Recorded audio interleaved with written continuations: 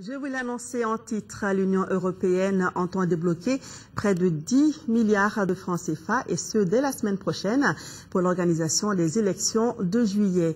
Outre cette importante annonce, l'Union s'engage à la construction de plusieurs routes dont le tronçon Gao-Kidal-Tamanrasset en Algérie.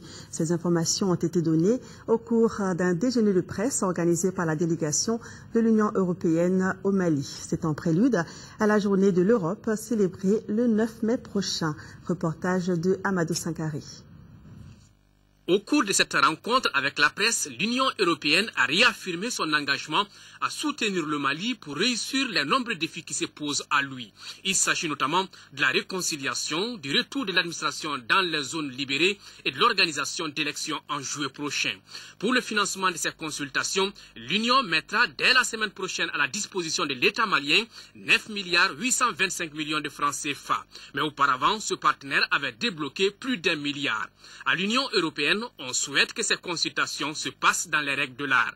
Il faudra que les élections présidentielles et les élections législatives ne soient pas trop éloignées, mais soient plutôt dans une période raccourcie.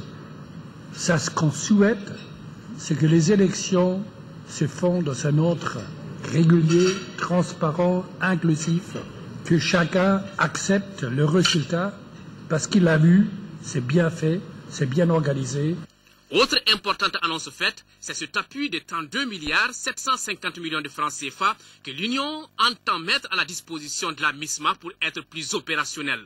Autre chantier sur lequel le Mali attend l'Union, c'est bien celui des infrastructures routières. Et sur le sujet, le partenaire s'est dit prêt.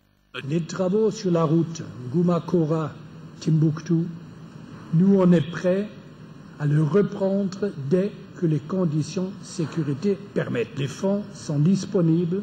On est d'ailleurs même accordé et discuté avec le gouvernement de faire les travaux qui restent sur le lien Nyono à Koumakora. Donc finalement, avec l'effort qu'on est prêt à donner, il y aura une route goudronnée entre Timbuktu et Bamako pour la première fois dans l'histoire.